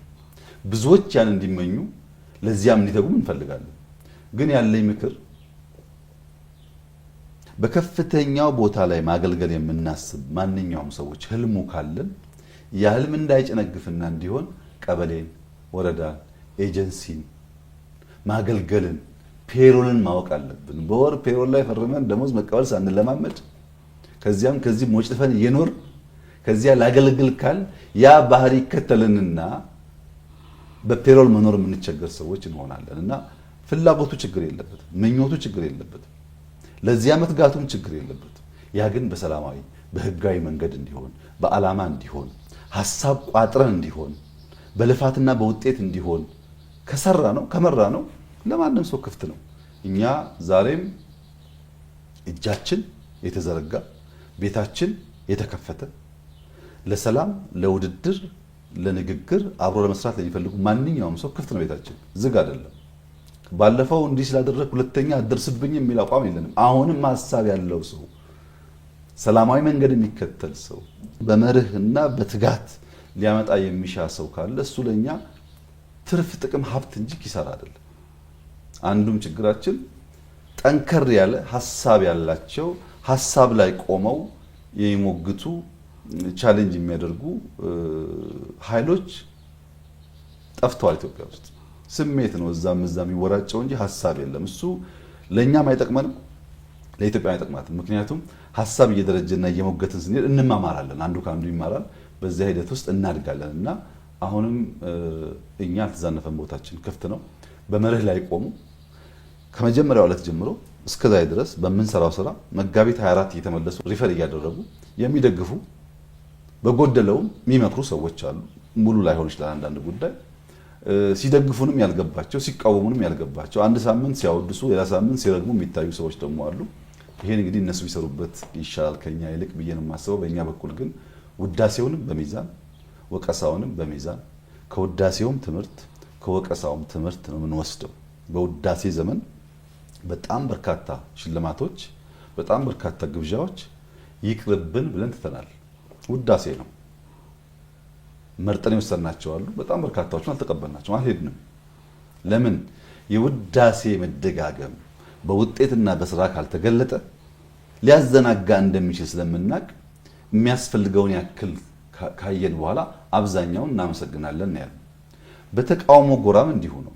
አንዳንድ ጊዜ መፈተሽ መመርመር፣ ራሳችንን ማየት የሚገባን ጠቃሚ ሀሳቦች የሚነሱባቸው የተቃውሞ አይነቶች አሉ። ሰክነን እንማርባቸዋለን። ያላየናቸው ያላስተዋልናቸው ልንማራቸው የሚገቡ ጉዳዮች ይኖሩ። አንዳንዴም የኢትዮጵያ ፖለቲካ አብዛኛው ኢንትሪግ ነው፣ ኮንስፒሬሲ ነው፣ ሽረባ ነው። አንድ ሰው አጀንዳ ፈጥሮ አጀንዳውን ሰርቶ ይለቀዋል። እሱ እየተነተነ ብር ይሰበስባል። ለእንደዚህ አይነቱ ጉዳይ ደግሞ የምንመልስበት የግብረ መልስ ሚዛን በንጽጽር ከዛኛው ዝቅ ያለ ይሆናል እና ከተቃውሞም ከውዳሴውም እየተማሩ እያሻሻሉ ቃልን በተግባር እየገለጡ መሄድ ነው ጠቃሚ ነው ብዬ የማስበው ነው። መልካም። በብዙ ኢንተርቪዎቹ ለመከታተል ስንሞክር ብዙ ጊዜ ፈተና ውስጥ ትልቅ ነገር መስራትን ትልቅ ነገር ማሳካትን ይቻላል የሚሉ ሀሳቦችን ሲያነሱ አደምጣለሁኝና በማብራሪያ ብናያቸው እስኪ ምን አይነት ትልልቅ ስኬቶችን በፈተና ውስጥ ማሳካት ተችሏል? ፈተና ያው ፈተና ነው። አንቀለን ጉዳት ወይም ፈታኝ ሁኔታን አያመጣም ብለን የምናቃለው ጉዳይ አይደለም። ፈተና ፈተና ነው። ግን ያ ፈተና በውስጣችን የታመቀ ያልተለማመድ ነው። በዕለት ተዕለት እንቅስቃሴያችን እምብዛም ያላወቅ ነው። የተደበቀ ፖቴንሻል ደግሞ ያወጣል። ሰዎች ምን ይላሉ? ሰው ሁሉም ሰው ኢንፋይናይት ፖቴንሻል አለው ይላሉ። ተለክቶ ተሰፍሮ የማያልቅ ብቃት አለው። ግን ያ ብቃቱን አያውቀውም፣ ያ ብቃቱን አይመነዝረውም። ያ ብቃቱን እንዲመነዝረው ፕሮቮክ የሚያደርጉ ቻሌንጆች አንዳንድ ጊዜ ከፍተኛ ውጤት ያመጣሉ። ለምሳሌ አሁን እዚህ አንደኛ ፎቅ ላይ ተቀምጠን እያለን አንደኛ ፎቅ ነው፣ ጉዳት አይደርስብሽም፣ እስቲ ዝለይ ብልሽ ብትሞቺ አታደርጊው። ሰበራለው፣ ጎዳለው፣ አላደርገውም ነው የምትይው። ነገር ግን በአቅራቢያችን ከፍተኛ ፍንዳታ ቢሰማ ወደዚህ ድምጽ በከፍተኛ ድምጽ የመጣ አደጋ ቢሰማሽ አንቺ ኮንሺየስ ማይንድሽ ሳይሆን ምንነቱን መቼ እንደወሰንሽ እንዴት እንደወሰንሽ ሳታቂ ሰብ ኮንሺየስ ማይንድሽ ያዞሽ ከነበርሽበት ከዚህ ከፍታ ዘለሽ ትወርጃለሽ። ያንን ዝላይ በኖርማሉ ጊዜ ድገሚ ብትባይ ላትሞክሪው ትችያለሽ። ያ የመጣው አደጋ ነው ያማታቂውን ጉልበት የሰጠሽ። ያ የመጣው አስፈሪው ጉዳይ ከዚህ ፍርሃት በላይ ስለሆነ ሌላ ማታቂውን ብቃትሽን አወጣው ማለት ነው። በፈተና ጊዜ ትላልቅ ስኬት ያስመዘገቡ ሀገራት አሉ። ብዙዎቹ እንደዛ ናቸው። ለምሳሌ ደቡብ ኮሪያን ብንወስድ በዓለም ላይ በጣም ስኬታማ ኤር ዲፌንስ ከሰሩ ካመረቱ ሀገራት አንዷ ደቡብ ኮሪያ ናት። ያላቸው ሀገራት አሉ፣ ግን በጣም ተመራጭ ከሚባሉ የኤር ዲፌንስ ሲስተም አንዱ የደቡብ ኮሪያ ነው። ምን አመጣው ይሄን ያለ እንደሆነ በማንኛውም ደቂቃ ሰሜን ኮሪያ ሮኬቶች፣ ሚሳይሎች ተኩሳ ልታጠፋን ትችላለች የሚል ስጋት ስላለ ያንን ስጋት ለማስቀረት በጣም ኮምፒተንት የሆነ ተመራጭ የሆነ ኤር ዲፌንስ ሲስተም ሰርተዋል። አሁን የፈጠሩት እነሱ ናቸው። መነሻው ትሪገሪንግ ፖይንቱ ግን ኢሚዲየት ትሬት አለ፣ ያ አደጋ ሊያጠፋን ይችላል የሚል ስጋት በውስጡ ስላለ ነው። ጃፓን፣ ጀርመን ከሁለተኛው ዓለም ጦርነት በኋላ አገራቸው ፈርሶ ደህንነት መፍረስ ያለውን አደጋ እንደ ማህበረሰብ አምነው ተገንዝበው ጨክነው ሰርተው በጥቂት አስርት ዓመታት ውስጥ አገሮቻቸውን የገነቡበት መንገድ ያዩት ትሬት ያዩት አደጋ ተመልሶ እንዳይመጣ ሀገር መገንባት እንዴት እንዳለበት አምነው ስለሰሩ ነው። ሁላችንም ከፊታችን የሆነ ነገር እንዳለ ስናስብ በተገራ መንገድ ፊር መገራት አለበት። ፊር ገቨርን መደረግ አለበት። ገቨርን ያልተደረገ ፊር ጥፋት ሊያመጣ ይችላል። የፈራን ያንን ፍርሃት ለመከላከል የምንሰራው ስራ ግን የማናውቀውን ብቃት ሊያወጣ ይችላል። ለምሳሌ በእኛ ሁኔታ ከለውጡ በፊት የነበረው አጠቃላይ ሎ ኢንፎርስመንት ኤጀንሲስ መከላከያው፣ ደህንነቱ፣ የሳይበር ሴኩሪቲ ተቋሙ ያለው ብቃት እና ዛሬ ያለውን ብቃት ማወዳደር አይቻልም። በጣም ከፍተኛ ዲፍረንስ ነው ያለው። ዛሬ ያለው ለኢንፎርስመንት ኤጀንሲስ ምንም አይነት ስጋት ከዚህና ከዚያ ቢፈጠር ኢትዮጵያ ካለምንም ችግር ኦቨርካም እንደምታደርግ ጥርጥር የለውም። ከፍተኛ ብቃት ፈጥረናል። ያኔ ጥይት እንለምናለን፣ አሁን ጥይት እናመርታለን። ያኔ በጣም በርካታ ጉዳዮች እንገዛለን፣ አሁን እናመርታለን። ያኔ ስንገዛ ብዙ ወዳጅ ስላልነበረን ግዢውም ችግር ነው፣ ልመናውም ችግር ነው፣ ገንዘቡም ችግር ነው። አሁን የተሻለ ገንዘብም አለን፣ የተሻለ ወዳጅም አለን፣ የተሻለ የመግዛት አቅምም አለን። መስራት ብቻ አይደለም። 130 ሚሊዮን ህዝብ ስላለን ብቻ ሳይሆን ሰልጥነን ተደራጅተን በአዳዲስ እውቀትና ታክቲክ ሀገራችንን ሉዓላዊነታችን ለመከላከል ያለን አቅም ለውድድር የሚበቃ ጉዳይ አይደለም። እውነቱን ለመናገር እነዚያ ፈተናዎች ባይፈጠሩ ኖሮ በዚያ ልክ እንደረጅ ነበር ወይ የሚለውን እጠራጠራለሁ። መለስተኛ ስራ እንሰራ ይሆናል፣ ግን በዚያ ልክ መጠንከራችንን እጠራጠራለሁ። የመከላከያን ብንተውና የኢንሳን ብንወስድ ከለውጡ በኋላ ሰፋፊ ቨርቹዋል አታኮች ነበሩ። በኢንተርኔት መብራት ኃይላችንን ቴሌኮሙኒኬሽናችንን ማጥቃት ሰፋፊ ነበሩ። እነዛን ቨርቹዋል አታክ ይሄ የመሬት ሶቨሬኒቲ ብቻ ሳይሆን የቨርቹዋል ሶቨሬኒቲያችን ለመጠበቅ ሰርት የሚባለው ሲስተም ወይም በሳይበር ሴኩሪቲ የመጣን ጥቃት የመለየትና የመከላከል አቅም የገነባንበት ልክ በጣም ከፍተኛ ነው። ያኔ ጥቃቱ እንደዛ እያለ ባይመጣ ኖሮ በዚህ ልክ እንገነባው ነበር ወይ? አይ ዳውት። እና መከራ ነው፣ ዋጋ አስከፍሏል፣ ህይወት በልቷል፣ ንብረት አውድሟል፣ ብዙ ጥፋት አጥፍቷል። በዚያው ልክ ደግሞ የማናቀውን ብቃት የማናቀውን ነገር ፈጥሮ አልፏል። ጥፋቱ ቁስሉ አለ፣ ጥቅሙ ግን ለልጆቻችን ይሸጋገራል። ካለምንም ጥርጥር የኢትዮጵያ ሉዓላዊነት፣ የኢትዮጵያ አንድነት ዛሬ ለኢትዮጵያ መንግስት ስጋት አይደለም። በተሟላ መንገድ ሉዓላዊነታችንን ከማንም ኃይል መጠበቅ እንችላለን። በተሟላ መንገድ እንደዚህ አይነት ቁመና የፈጠርነው በስራ ነው። ፈተና ነው የመጣው። ኮሮና ልውሰድልሽ እንደ ሁለተኛ ምሳሌ። ኮሮና ዓለምን የናጠ አደገኛ ቻሌንጅ ነው። እንደ ኢትዮጵያ ላለ ገና ለውጥ ለጀመረ ሀገር፣ እንደ ኢትዮጵያ ላለ ተቋም ላልመሰረተ ሀገር ሳይሆን ለትልልቆቹም ቢሆን ገንዘብ ላላቸው የጤና ተቋማት ለገነቡትም ቢሆን ፈታኝ ነገር ነበር። ግን እኛ ልክ ኮሮና መጥቶ አፍሪካኖች ይጎዳሉ፣ ይሞታሉ፣ ያልቃሉ የሚሉ ሟርቶች ነበሩ እና ውይይት ስንወያይ እንደ መንግስት አቋም ወሰድን። ይሄ ሟርት ነው። ከዚህ ኮሮና ውስጥ በተቻለ መጠን ህይወት እየታደግን ለልጆቻችን ሀገር የምትቀጥልበትን መንገድ እንስራ። በሽታ መጣ ብለን በራችንን ደጃችንን ዘጋግተን በረሃብ ማለቅ የለብንም። እንጠቀምበት። አንደኛው መሬት ጦም ማደር የለበትም አለ። ሁሉም ሰው ይስራል። መቼም መከራ ያስተባብራል። ተሰባሰብን፣ ሰራን። ዛሬ በምርት የመጣው ውጤት ቀጣይ ስራ የጠየቀን ቢሆን የዚያ ጊዜ መሬት ጦም ማደር የለበትም የሚለውና በአመት 2 የማምረት 3 የማምረት ልምምዱ መፍጠራችን በእጅጉ ለኢትዮጵያ አግዟል። አየር መንገዳችንም ሰጂ ኮሮና እንኳን በአየር እንቅስቃሴ ቀርቶ ሰው እርስ በርሱ መገናኘት ያቆመበት ሲዝን ጊዜ ነው። የኛ አየር መንገድ ደግሞ 1 አመት 6 ወር ከስራ ውጭ ሆኖ ቢቆይ እንደ ሌሎች ሀብታም መንግስታት ከፍተኛ ሀብት ኢንጀክት ስለማናደርግ ይወድቃል።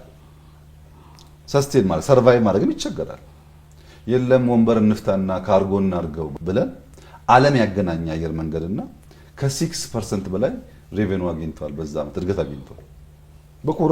በኮሮና ውስጥ ዓለም ላይ በትልቁም በትንሹም ሀገር አየር መንገዶች መንግስታት ኢንጀክት ሳያደርጉላቸው ሰርቫይቭ ያደረጉ የሉም። ብዙ የወደቁ አሉ፣ ግን ሰርቫይቭ ያደረጉትም በመንግስት ድጋፍ ነው። እኛ አንድ ብር አልሰጠነውም። ያንን ቻሌንጅ ወደ የሚመቸን መንገድ ቀይረን ተጠቀምንበት።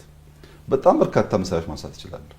ፈተናዎች ኮሮናም ይሁን አንበጣ፣ ጦርነትም ይሁን ሌላ መልክ ያለው ፈተና የራሱ የሆነ ኦፖርቹኒቲ ይዞ ይመጣል። ያን ለማየት የሰከነ ማንነት፣ የሚያስተውል ማንነት፣ ችግርን በችግርነቱ ብቻ ሳይሆን ከችግር ውስጥ የሚገኝ እድልን ፈልቆ የማውጣት ብቃት እስከተፈጠረ ድረስ በእያንዳንዱ ፈተና ውስጥ ጠቀሜታዎች አሉ። ለምሳሌ አሁን ዓለም ላይ ያለው የታሪፍ ሁኔታ አስጊ ነው፣ አስጨናቂ ነው። ለእንደ ኢትዮጵያ ያሉ ሀገሮች ከባድ ነገር ነው። ተቀምጠን ተወያየን፣ እንጠቀምበት። እድል አለው፣ ችግር ብቻ አይደለም። እውነቱን ለመናገር ከፍተኛ ጥቅም እያገኘንበት ነው እና ከማንኛውም ፈተና ከማንኛውም ችግር በማስተዋል ተፈልቅቆ የሚወጣ ኦፖርቹኒቲን ማየት እስከቻለ ድረስ ምንም ጥርጥር የለውም ፈተና የሚያመጣቸው እድሎች አሉ። እነሱን መጠቀም የሚያስችል ብቃት መፍጠር ደግሞ ያስፈልጋል። በዚህ አግባብ ነው ኢትዮጵያ ውስጥ ባለፉት 7 ዓመታት በጣም በርካታ ፈተናዎች ገጥመውን ለማመን የሚያስደንቁ ድሎችም ለማመን የሚያስደንቁ ተአምር ሊባሉ የሚችሉ ድሎች ተመዝግበዋል። እያንዳንዱን በየፈርጁ ማየት ይቻላል። አስደማሚ፣ አስደናቂ፣ ለማመን በእጅጉ የሚዳግቱ ተአምራዊ ውጤት አይተንበታል። መጋቢት 24 የተናገርነውን በየዕለቱ እየኖር በየዕለቱ እየሳቅን በየዕለቱ እየተደመምን በውጤት ሙላት ወደምንፈልገው ሀሳብ እየተጓዘ ነው። ያ ማለት ግን ማዕበል የለም ማለት አይደለም። ማዕበሎች አሉ፣ ፈተናዎች አሉ። እነሱ ወደምንፈልገው ግብ የሚያደርሱን ጉልበት እንዲሆኑ አድርገን እንጠቀምባቸዋለን። በዚያ መንገድ ነው የሚገነዘበው። ክቡር ጠቅላይ ሚኒስትር፣ የተለያዩ ሜጋ ፕሮጀክቶች እንደ ሀገር ይከወናሉ እና እነዚህም ፕሮጀክቶች ደግሞ በአካል ሄደው ቅርብ ክትትል ያደርጋሉ። ይህ ብዙም የተለመደ አይደለም፣ በመሪ ደረጃ የሚደረጉ ክትትሎች እዚህ ሀገርና ይህን ለምንድን ነው የሚያደርጉት? ስኬት መከናወን ጀምሮ መጨረስ፣ ካሰቡት ግብ መድረስ የማድረግ አቅምን ይፈልጋል። ሳንተጋ ሳንለፋ ከፈለግነው መዳረሻ መድረስ አይቻልም። አቋራጭ መንገድ የምንፈልገውን ውጤት ሊያመጣልን አይችልም። አንዳንዱ ጉዳይ በዚያ ትጋት ውስጥ በዚያ መውጣት መውረድ ውስጥ ማለፍ ይጠይቃል። በእርግጥ ይሄ በእኛ ሀገር ብቻ የሆነ ጉዳይ አይደለም። ማንኛውም ተቋም በወጉ ያልገነቡ ሀገራት ሀገራቸውን ለማጽናት ለልጆች የሚሸጋገር መሰረተ ልማት ለመጣል ፍላጎት የነበራቸው ሀገራት በሙሉ አመራሮች ወይም ኤጀንሲዎች፣ ቼንጅ ኤጀንቶች ከፍተኛ ሚና አላቸው። አሁን የምናየውን አውሮፓ ያ መሰረተ ልማት ያን ሀገር የገነቡ የሆኑ ኤጀንቶች አሉ። ልክ አሁን እኛ በምናደርገው መንገድ ከዛ በኋላ ያለው ትውልድ ያን እየጠበቀ እያሻሻለ ቀጥሎ ሊሆን ይችላል። ብዙ ሀገራት የምናየው ግን ወጣ ያለ ኢንተርቬንሽን በሚያስፈልግበት ሰዓትና በቂ ጠንካራ ተቋም በሌለበት ጊዜ ውስጥ ህልም ያላቸው ሰዎች ህልማቸውን ከውነው ለማየት ኤክስትራ ኤፈርት ጥረት ይጠበቅባቸዋል። ጥቂት ኤግዛምፕሎች ማየት እንችላለን። ለምሳሌ ከሁለተኛው የዓለም ጦርነት በኋላ ፈረንሳይ በጣም ጉዳት ከደረሰባቸው ሀገራት አንዷ ነች። አውሮፓ አጠቃላይ ተጎድቷል። ፈረንሳይ የዛ ጉዳት ተቋዳሽ ናት። እና ቻርልስ ዳጎል በወቅቱ የነበረው አመራር የፈረንሳይ የያኔውን አውድ የማይገልጡ የያኔውን ችግር የማይገልጡ አዳዲስ ሀሳቦች ይዞ ብቅ ብሎ ነበር። በእርግጥ ያኔ የነበሩ ዜጎች በቀላሉ የሚገዙት ሀሳብ አይደለም። ሁለቱም ምሳሌ ለማንሳት አንደኛው ፈረንሳይ ሃይ ስፒድ ሬልዌይ ያስፈልጋታል ብሎ ሬልዌይ መገንባት ጀመረ፣ ሃይ ስፒድ። ሁለተኛው ክሊን ኢነርጂ ያስፈልገናል ብሎ ኒውክሌር ክሊን ኢነርጂ መገንባት ጀመረ። ዛሬ በሁለቱ ሴክተሮች ከፍተኛ ተቃውሞ የነበረው ቢሆንም በወቅቱ በሬልዌይ ብቻ ሳይሆን ሎጂስቲክስ በአጠቃላይ በኮኔክቲቪቲ ፈረንሳይ በጣም ካደጉ ከሚባሉ ሀገራት አንዷ ነች። ሲጀመር እንደዚህ አልነበረም። ዛሬ ያለውን ውጤት ዳጎል ላያዩ ይችላል፣ ግን በከፍተኛ ቅርብ ክትትልና አመራር ያን ነገር ለትውልድ አሳክቶ አልፏል። ኒውክሌርን ብንወስድ ከራሻና ከአሜሪካ ቀጥሎ ከፍተኛ አቅም ያላቸው ሀገራት ውስጥ የምትገባ ናት ፈረንሳይ። በአውሮፓ ፈረንሳይን የሚያክል የኒውክሌር አቅም ያለው ሀገር የለም። ያላቸው ሀገራት አሉ፣ ግን ፈረንሳይን አያክሉም በብዙ መልኩ። ያ የመጣው ያኔ በነበረው ኢንተርቬንሽን ነው። ያ ኢንተርቬንሽን ግን ትዕዛዝ ብቻ አይደለም፣ በጀት ብቻ አይደለም። ያ የነበረው ኢንተርቬንሽን ቀጥታ አመራርም ትጋትም ክትትልም ዲማንድ ያደርግ ነበር። ምክንያቱም ፈርሷል ሀገሩ፣ ተቋም አልተገነባም። ያኔ የፈረንሳይ ከፍተኛ አመራሮችና ጀነራሎች የሚጠበቁት ራሱ በሌላ ሀገር ወታደር ነው። በዚያ ልክ አርሚ እንኳን አልገነቡም። እንኳን እንደዚህ አይነት ቁም ነገር ለማሰብ ተቋም አልነበራቸውም። ያ መሪ በቆረጠ መንገድ መከታተል መስራት ነበረበት። ውጤቱን ትውልድ ዛሬ ሃርቨስት እያደረገው ነው። ከፈረንሳይ ወጥተን ሲንጋፖር ብንሄድ ሊ ኩዋን ዩ የሲንጋፖሩ ጠቅላይ ሚኒስትር ሲንጋፖሩን ከምንም ሀገር ያደረገ ሰው ነው። ግን ከሁሉ የሚደንቀውና ብዙ የተወቀሰበት አሁን የሚወደስበት አንዱ ነገር የሃውሲንግ ኢንተርቬንሽኑ ነው። በሲንጋፖር ቤት ችግር ነበር፣ ቤት መገንባት አለበት የሚል እንደ መንግስት እምነት አለው። ለዚያ በጀት ጊዜ ጉልበት ሰውቷል ሊ። ግን የሚገርመው እሱ አይደለም። በገነባው ቤት ውስጥ በአንዱ አፓርትመንት የወደፊቷ ሲንጋፖር በዘር በሃይማኖት እንዳትከፋፈል ብሎ ከተለያየ ጎሳ ከተለያየ ሴክት በግድ ነው እዚኛው ፍሎር ላይ ኦሮሞ ካለ እዚኛው ፍሎር ላይ አማራ እዚኛው ፍሎር ላይ እያለ ያኖረው። አንድ ሰው አንድ ጎሳ ብቻ ተሰብስቦ ሊገባ አይችልም ቤት ውስጥ። ይሄ ሰውዬ የቤታችንን አይነት አፓርትመንት ስለነበረ የቤታችንን ሳይዝ ጎረቤቶቻችን ማን እንደሚሆኑ ጭምር የሚወስን ማን ነው? እሱ ከፈለግነው ጎረቤት ጋር እንዳንኖር ከእንትና ጋር ነው የምትኖረው እያለ የሚወስንብን ከፍተኛ ተቃውሞ ከፍተኛ ቁጣ ነበር። ከጥቂት ዓመታት በኋላ በዓለም ላይ ለዜጎቻቸው በቂ ቤት ካቀረቡ ፕሮስፐረስ ከሚባሉ ሀገራት አንዷ ናት ሲንጋፖር ማለት ሲጀመር። ግን ዛሬ ሁላችን የምንማርበት የምናከብረው ሰው ሆኗል። ይህ አይነት ባህሪ ነበረው። የሄደ ስራ የማየት የመምራት ልምምድ ነበረው። ምክንያቱም ተቋም ጠንካራ ሳይሆን ግራንድ ሀሳብ ተይዞ እንዲሁ ሊከወን አይችልም። አሜሪካን ማየት እንችላለን።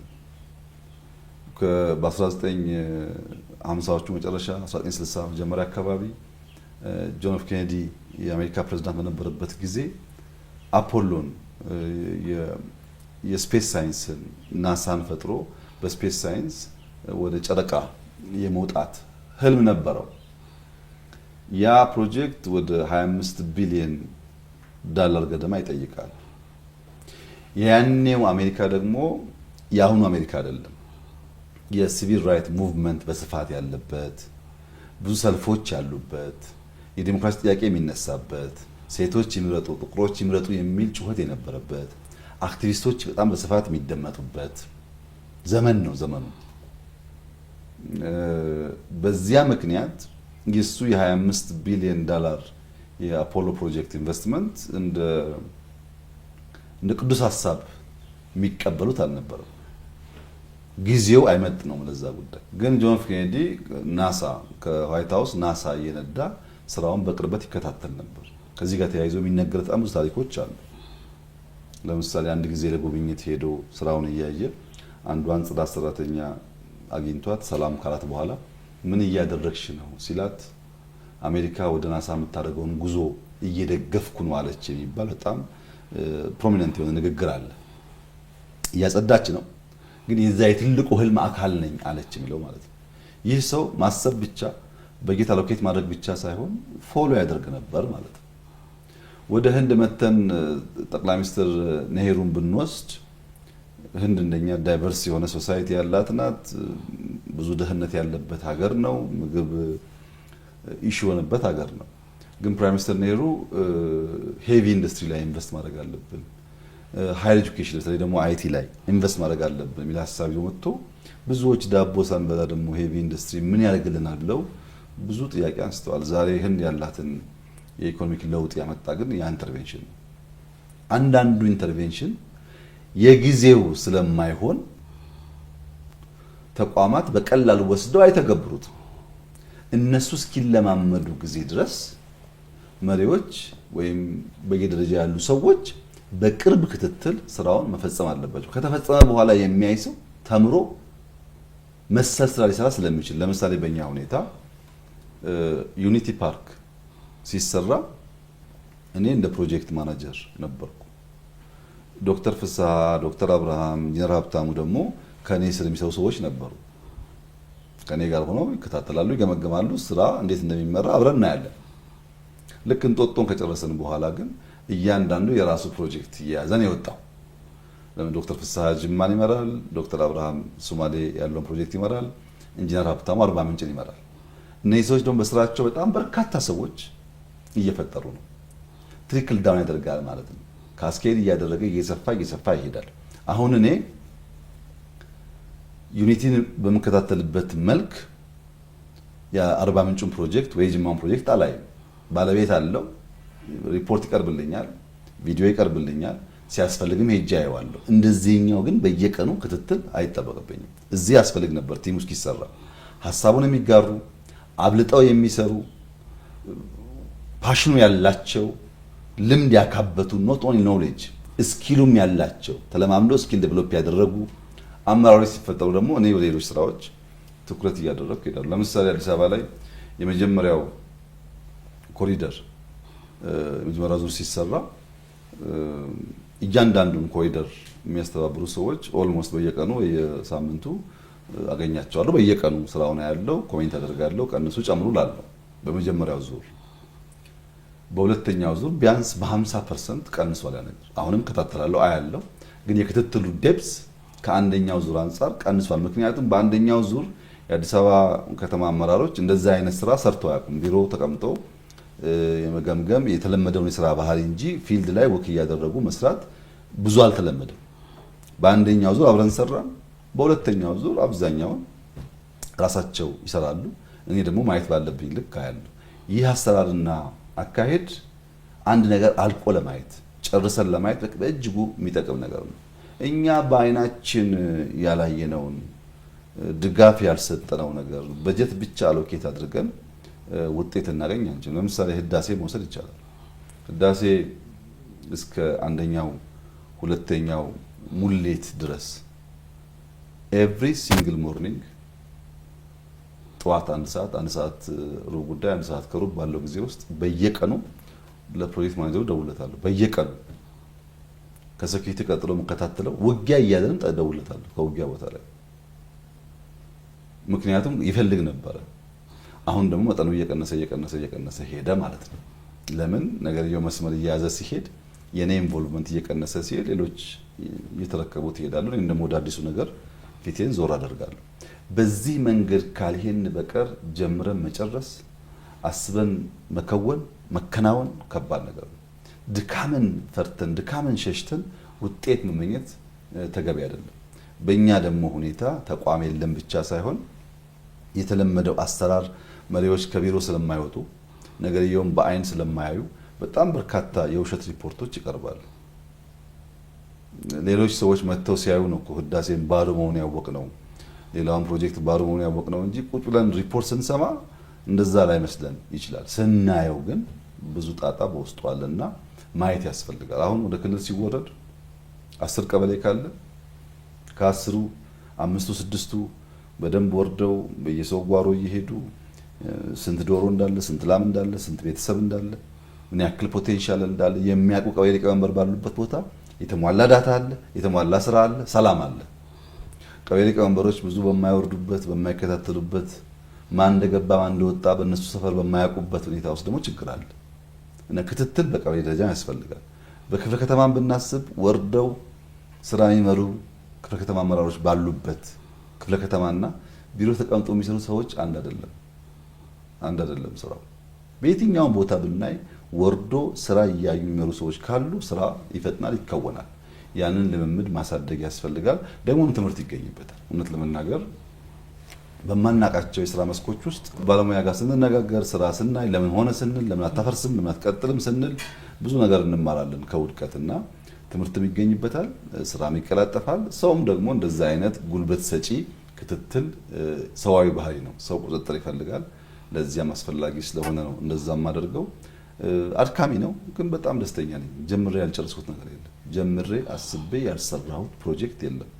ብዙ ጉዳይ የማይመስሉ ጉዳዮች እናስባለን። የማይመስሉ በእኛ አቅም የማይታሰቡ ግን ያልቃሉ። ስለሚመሩ ክትትል ስላለ ያልቃሉ። አሁንም እንደዛ ነው። ምንም ስጋት የለኝም። ኢትዮጵያን ለማበልጸግ መሰረት እንጥላለን ብለን ቃል የገባነውን ነገር ምንም ጥርጥር የለውም መሰረት እንጥላለን፣ እናደርገዋለን። ሐሳቡ አለ፣ ክላሪቲ ኦፍ ቶት አለ፣ ዲቮሽኑ አለ። ሐሳብ ብቻ ሳይሆን ያለ ከወን የሚያስችል ኢነርጂ አለ።